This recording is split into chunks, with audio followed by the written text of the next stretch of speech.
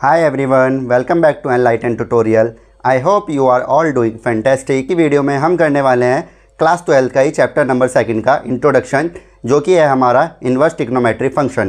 ठीक है, तो आप लोग ट्रिग्नोमेट्री तो बहुत पढ़ी है, ठीक है, 10th में भी पढ़ी है और अपना किसमें 11th में भी पढ़ी है। तो अब पढ़ना है हमको क्या, इन्वर्स ट्रिग्नोमेट्री। ठीक है, इन्वर्स वर्ड आ गया है। ठीक है, तो इन्वर्स का बेसिकली मतलब क्या होता है, हमारा जस्ट उसका उल्टा कर देना।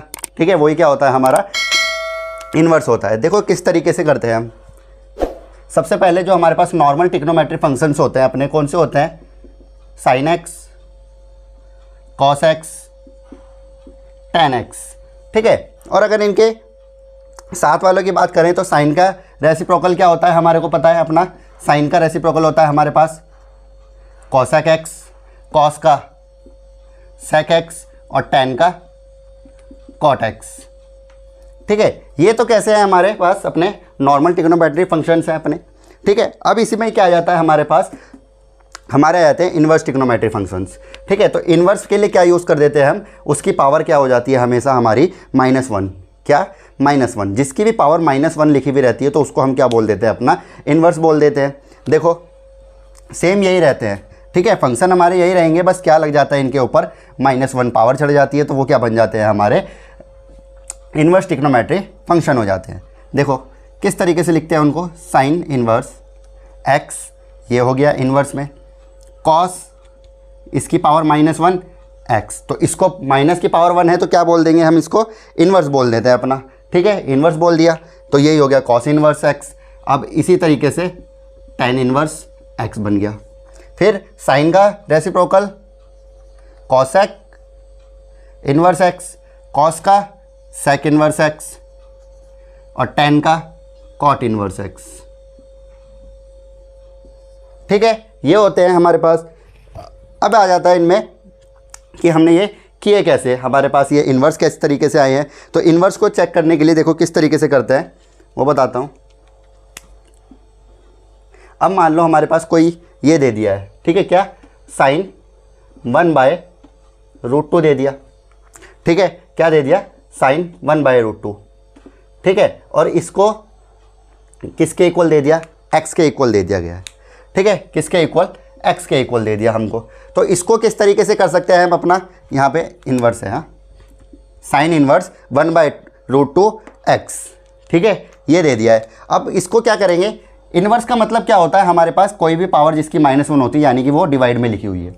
ठीक है, किस तरीके से डिवाइड में लिखा हुआ है, इसको सही तरीके से लिखे हुए किस तरीके से कि साइन ये है 1/√2 और नीचे ही लिखा हुआ है इसमें क्या, हमारे पास 1/ ये है साइन इक्वल्स टू एक्स, इस तरीके से। ठीक है, ये लिखा हुआ है। अब ये क्या होता है, जो हमारे पास डिवाइड का है तो इधर चले जाएगा इक्वल्स टू में, तो क्या बन जाएगा, वो मल्टीप्लाई में चले जाएगा। तो क्या हो जाएगा कि 1/√2 इक्वल्स टू साइन एक्स।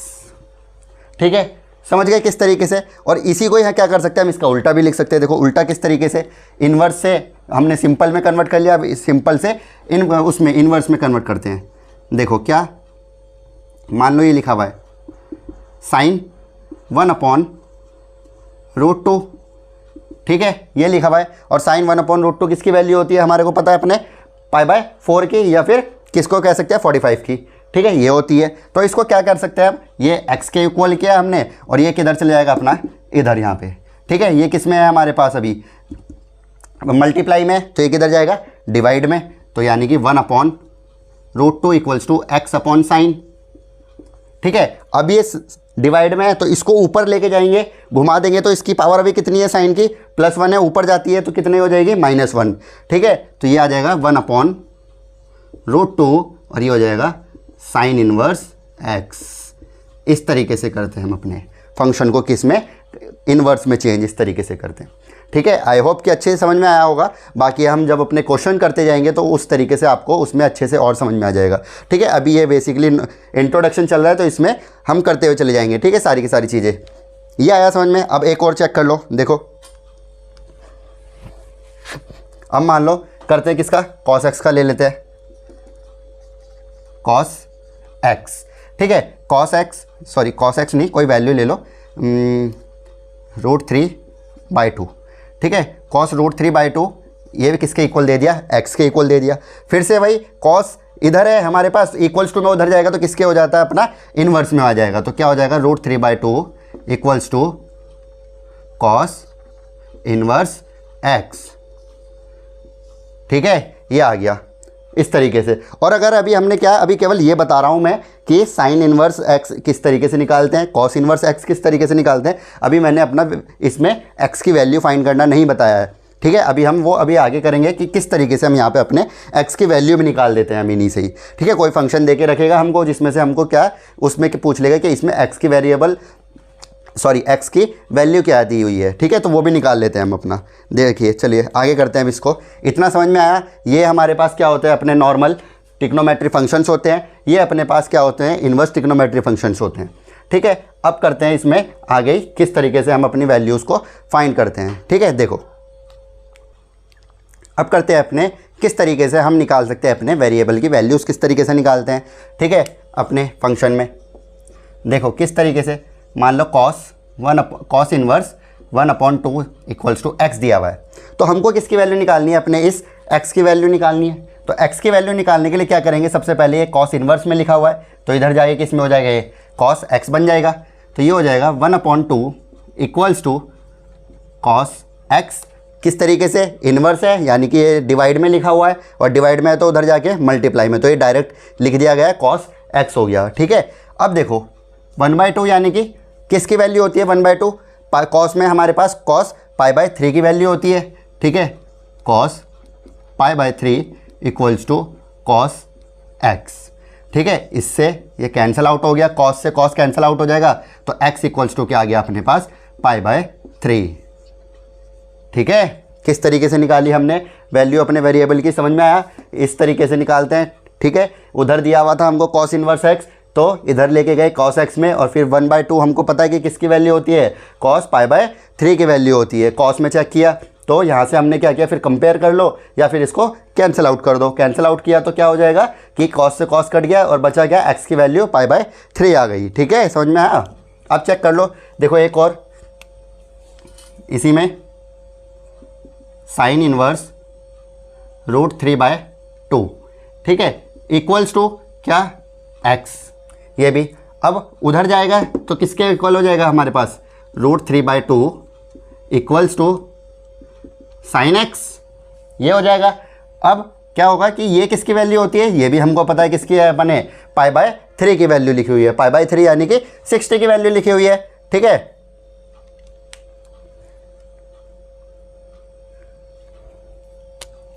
ठीक है, किसकी वैल्यू लिखी हुई है 60 की, और 60 में क्या, तो इसको क्या लिख दूंगा मैं, sine π/3 equals to sine x। तो साइन से साइन कैंसिल आउट हो गया, तो x की वैल्यू यहाँ पे भी क्या आ गई, π/3 आ गई अपने पास। ठीक है, समझ में आया किस तरीके से निकालते हैं हम अपना इसमें। ठीक है, कितना आसान है। अब बाकी हम अपने क्वेश्चंस करेंगे तो आप लोगों को उसमें अच्छे से समझ में आएगा। ठीक है, ये थे हमारा इसका फर्स्ट मेथड। एक और मेथड है इसी में ही, देखो किस तरीके से, वो किस तरीके से होता है, इस वाले में या किसी में भी लगा सकते हैं हम वो अपना। मान लो ये लिखा हुआ है, इसमें क्या हो गया, एक सेकेंड ना, cos inverse 1/√2 equals to x दे दिया है। ठीक है, तो क्या कर सकते हैं हम, इसी में ही कर देंगे अपना। ठीक है, कॉस इनवर्स लिखा हुआ है ये, तो cos inverse as it is रहेगा। ठीक है, और ये 1/√2 किसकी वैल्यू होती है, अपने को पता है, हमारे कॉस π/4 की। ठीक है, इक्वल्स टू x। अब ये इन्वर्स है यानी कि डिवाइड में लिखा हुआ है कॉस, तो कॉस से कॉस कैंसिल आउट हो जाएगा, तो x की वैल्यू क्या आ गई अपने पास, π/4। ठीक है, और आई होप कि आप लोगों को रेडियन में वैल्यू लिखना और अपने को ट्रिग्नोमेट्री फंक्शन के सारी डिग्रियों पे क्या पता है, वैल्यूज़ आप लोगों को याद होनी चाहिए, तभी आप लोगों को क्या हो सकता है, ये अच्छे से चैप्टर कवर हो पाएगा आप लोगों का। ठीक है, वैल्यूज़ याद करना तो बहुत ज़्यादा ही मस्ट है। ठीक है, आप लोगों को हर एक उसकी वैल्यू याद होनी चाहिए, तभी आप लोगों का अच्छे से हो पाएगा ये चैप्टर, अदरवाइज़ फिर तो नहीं हो पाएगा। ठीक है, आप रटते रह जाओगे और रटने से कुछ होगा नहीं मैथ्स में। ठीक है, तो आप लोगों को क्या करना पड़ेगा, ये वैल्यूज़ सारी की सारी याद करनी ही पड़ेंगी। ठीक है, किस तरीके से, और हमने अपनी ट्रिग्नोमेट्री टेबल बनाना भी सिखाया हुआ है, तो आप वो जा करके अपनी सेपरेट वीडियो देख सकते हो। ठीक है, अब देखते हैं अब इसमें अपना रेंज कहाँ से कहाँ तक होती है हमारे ट्रिग्नोमेट्रिक फंक्शन चाहिए। देखिए अब देखते हैं अपने रेंज, देखते हैं अपने ट्रिग्नोमेट्रिक फंक्शंस की कि हमारी जो फंक्शंस हैं उनकी रेंज कहाँ से कहाँ तक होती है। तो देखो हमारे जो ट्रिग्नोमेट्रिक फंक्शंस होते हैं इन्वर्स ट्रिग्नोमेट्री के, वो कौन कौन से हैं हमारे, साइन इन्वर्स एक्स, ठीक है, इनके साथ वाली वैल्यूज़ को लिखना है। साइन का रेसिप्रोकल हमारे को पता है कॉसेक इन्वर्स एक्स और फिर टेन इन्वर्स एक्स आता है, ठीक है। फिर इसके साथ ही अलग हमारी वैल्यूज चलती है, 3 अलग से सेपरेट लिखे थे हम अपना, कॉस इन्वर्स एक्स, कॉस का रेसिप्रोकल सेक इन्वर्स एक्स और इसका कॉट आ जाता है, कॉट इन्वर्स एक्स, ठीक है। अब इनके बीच की रेंज देखते हैं कि इनके बीच में जो वैल्यूज़ हैं वो कहाँ कहाँ पे लाई करेगी हमारी, ठीक है। देखिए जो हमारा साइन एक्स है, ठीक है, इसकी वैल्यू होती है -π/2 से प्लस के π/2 तक। कहाँ से, -π/2 टू प्लस के π/2 और साथ में क्लोज ब्रैकेट का मतलब क्या है कि हमारी जो वैल्यू होगी वो -π/2 और π/2 पर भी लाई करेगी, ठीक है। कहाँ पे, यहाँ पे भी लाई करेगी वो, ठीक है। फिर आ जाता है हमारे पास क्या, कॉसेक के लिए भी यही रहेगी, ठीक है, क्या -π/2 से π/2 तक पॉजिटिव, ठीक है, और ये भी क्लोज ब्रैकेट। बस इसमें एक कंडीशन आ जाती है क्या, कि ज़ीरो इंक्लूड नहीं होता है हमारा, ठीक है। ज़ीरो इंक्लूड क्यों नहीं होता है, क्योंकि कॉसेक ज़ीरो पे क्या दे देता है हमारे को, नॉट डिफाइन दे देता है, तो जिस वजह से क्या होता है कि हमारा ज़ीरो काउंट नहीं होता है, ठीक है। फिर आता है हमारे पास tan x, तो tan x के लिए भी क्या होगी, -π/2 से π/2 तक, ठीक है। अब ये यहाँ पे क्या होता है कि ओपन ब्रैकेट होता है, ठीक है, क्या ओपन ब्रैकेट, ये इस तरीके से। ओपन ब्रैकेट का मतलब ये है कि जो हमारी वैल्यू है ये -π/2 और π/2, इस पे वैल्यू लाई नहीं करेगी, बाकी सब पे वैल्यू लाई करेगी, ठीक है। क्या कि ये चीज़ों पे नहीं आएगी -π/2 और π/2 पे, बाकी इनके बीच की जितनी वैल्यूज़ हैं उन सब पे लाई करेगी, ठीक है। तो समझ में आया कि ओपन ब्रैकेट का क्या मतलब है, इसमें यही है, ठीक है। अब करते हैं अपने इधर वाले फंक्शंस की बात। तो इधर वाले में क्या होता है, कॉस इन्वर्स एक्स, तो कॉस इन्वर्स एक्स में कहाँ से कहाँ तक लाई करती है हमारी, 0 से लेकर के अपनी 0 से पाई के बीच में। कहाँ पे लाई करेगी हमारी, 0 से पाई के बीच में, क्लोज ब्रैकेट, ठीक है। फिर आता है सेक इन्वर्स एक्स, तो सेक इन्वर्स में भी क्या होता है, 0 से π/2 के बीच में लाई करेगी। बट इसमें भी एक कंडीशन आ जाती है क्या, कि π/2 पे